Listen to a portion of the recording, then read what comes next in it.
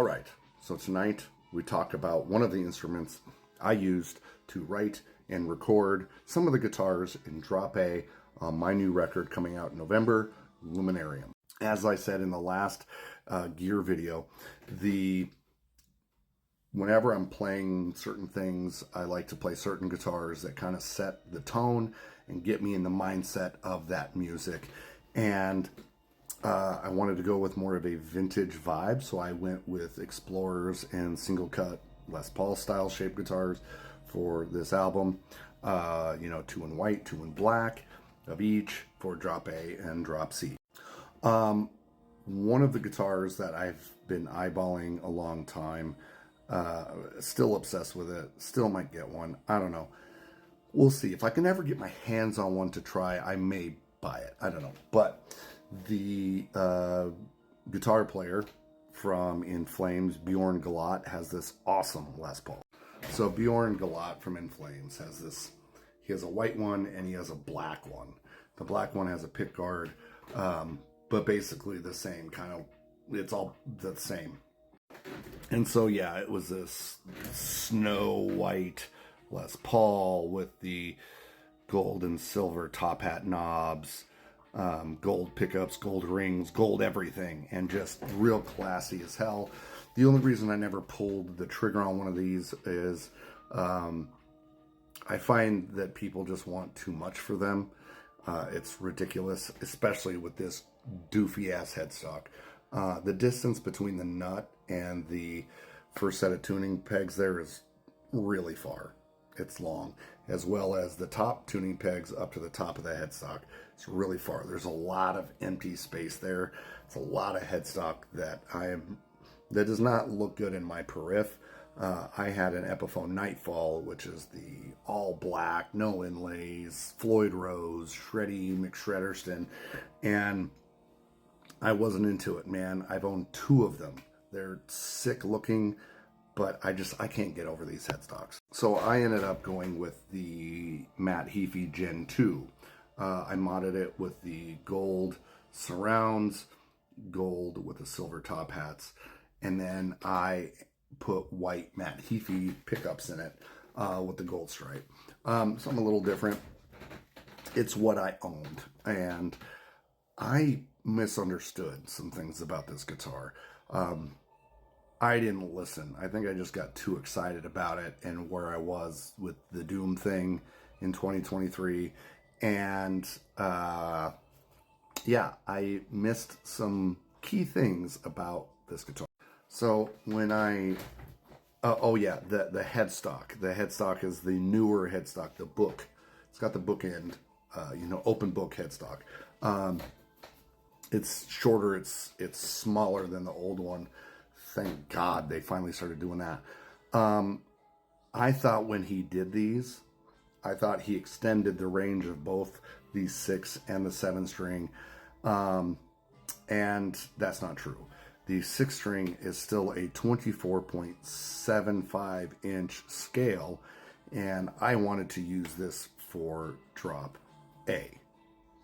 And I did. I did do a lot of recording on it. But it just didn't feel good in my hand in that tuning. Maybe I could have tried it in Drop C, but that's where the second thing came in. These guitars are chambered. So people had asked Matt to chamber them so they were lighter. And him having the back issues that he does and uses the double strap to hold his guitar more ergonomically to protect his back, he opted to chamber these so they're lighter, easier for him and easier for the fans. I personally was a fan of the heavier model idea. So I ended up trading this guitar for a Jackson Kelly KEX, the black gloss, non-beveled, white bound gold hardware guitar, which is super sick. So unfortunately, for the playthroughs, you will not see that guitar.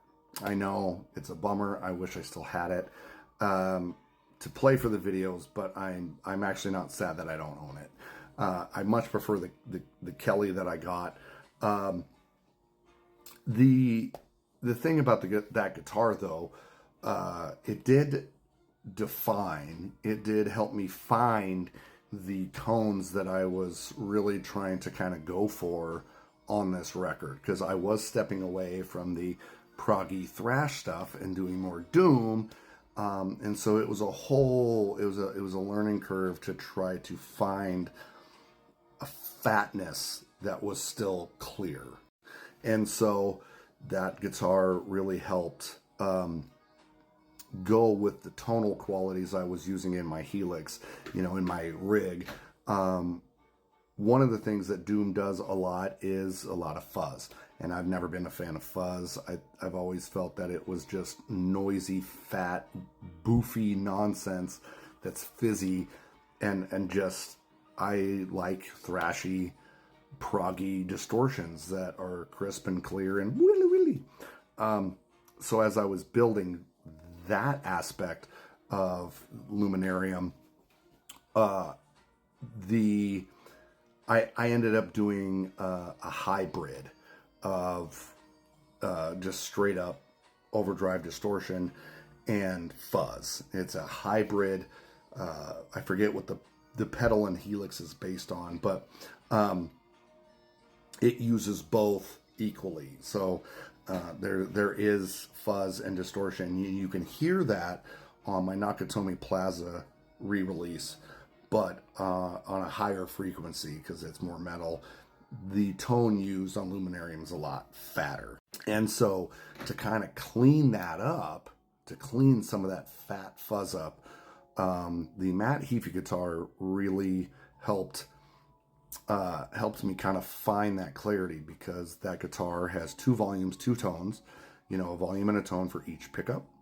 It also has switching for voice 1, voice 2 for each pickup, as well as voice 3, the single coil voice for each pickup. And so there's a lot you can do with the volumes, the tones, and then having one pickup on voice 1, another one on voice 2 or voice 3, or adjust the tones, all these different things. And then as I was going down this rabbit hole and doing some learning and experimenting with pickups, I also, I've always said that if someone doesn't like their pickups, if it's too high output, just back it away from the strings, to lower that feel, that the sensitivity will fall away from the strings. And so but you can also adjust your EQ a little bit with that too, by dropping the treble side of the bridge pickup. I added a little bit more bass in it, and then vice versa on the neck. I lowered the bass side to bring in a little bit more treble. So they're like this. And then I coil tapped the neck pickup. So there is a full bore voice 1 high gain in the bridge, and then there is a coil tap in the neck, and then they're popped like that. So it's got this unique tone to it going into the signal chain, into the amps and the pedals and stuff. And it creates this really cool, thick but clear tone. And so a lot of solos on this are actually right down the middle. All the rhythms are in the middle position. A lot of the leads are in the middle position.